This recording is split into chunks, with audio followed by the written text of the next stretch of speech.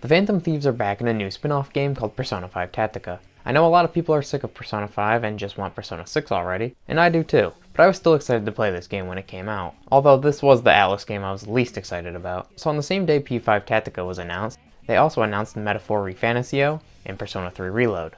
So on top of people already getting sick of the Phantom Thieves, it was announced the same day as a new Atlas IP and the remake that people have been asking for a while now. Then it was released on the same day as the Mario RPG remake. I'm curious to see how well this game is going to sell considering all of that. Anyway, in this video I'm going to talk about my thoughts on this game now that I finished it. I should mention I barely have any experience with tactical or strategy RPGs. I've only played a little bit of Final Fantasy Tactics, The War of the Lions on PSP, and that's it. So this was my first full playthrough of a tactical RPG. And I will say, Persona 5 Tactica is a good game to start with if you're new to the genre. The game has different difficulties that you can change whenever you want. For example, I started the game on normal mode, but in the second area I thought things were a little too easy, so I put it on hard mode. I will say, no matter what difficulty you play on, the game isn't that hard. I never got a game over during my playthrough. Occasionally one of my party members would get knocked out, but I was never worried about getting a game over. Even though this game is pretty easy, I thought the gameplay was really fun. Persona 5 Tactica is a tactical RPG, like I said earlier. So instead of the traditional RPG combat from the mainline games, in Tactica you move your party members around the level. You can attack using your persona, guns, or melee attacks. Or you can skip your turn if you can't do anything, or if you want to have someone charge. Once your turn is done, it's the enemy's turn. From what I've seen, it's not much different from other games in the genre. What makes Persona 5 Tactica stand out from those games are the mechanics from the mainline games being used in this one.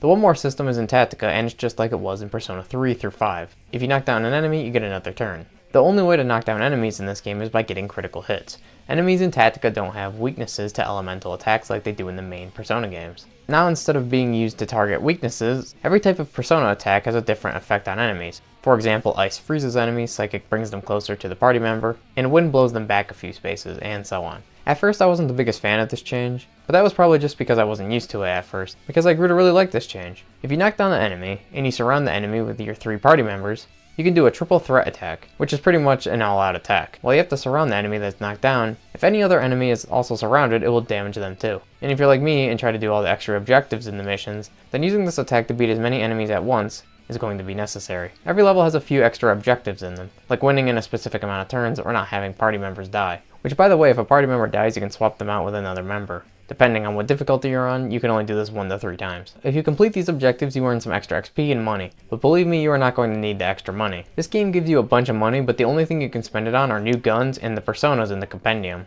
And the personas are pretty cheap, but I still like doing the optional objectives, because they added a little bit more challenge to the game, especially if you play it on a harder difficulty. Sometimes I found myself needing to change my strategy around to complete these objectives, either by changing my party members or changing their sub-personas. Tactica lets each party member use a second persona along with their main persona, just like in the Persona Q games. At the end of battles you get new personas, and you can fuse them in the Velvet Room. Sub-personas can only learn 2 skills, and the main persona can only learn or get improved versions of skills from the skill tree. Each character has their own skill tree. Here you can improve skills or learn new ones, like I said. Or learn skills that let you restore some SP and HP after your turn is done. To earn points to spend on the skill tree, you can read some extra dialogue or do some extra missions. I only did a few of these missions, but these were way more difficult than the main missions.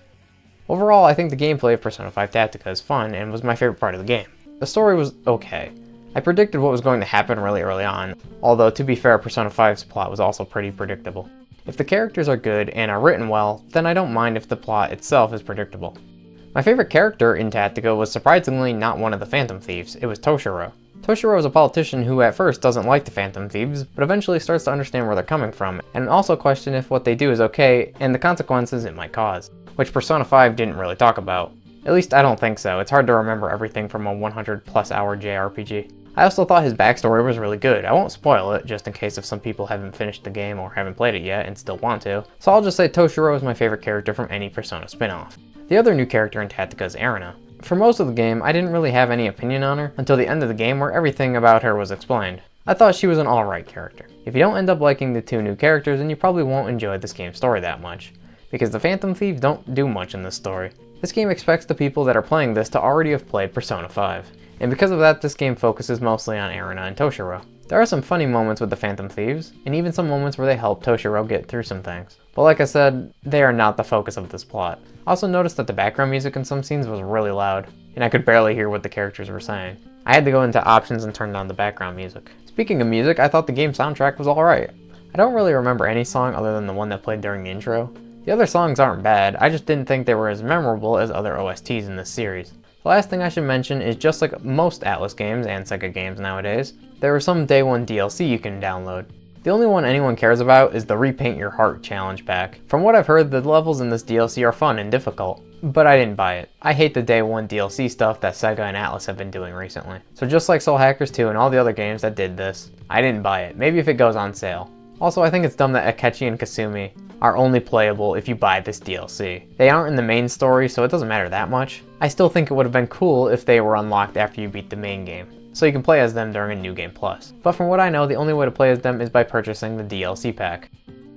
And that was Persona 5 Tactica. I thought it was pretty good, and now it's one of my favorite Persona spin-offs. While I love Persona 5, it's my favorite game ever, I think I would be okay with this being the last spin-off, at least for a while. At least until Persona 6 comes out. When Persona 6 comes out, I think it'll be okay to make more P5 spin-offs, because right now, most people are just burnt out on Persona 5.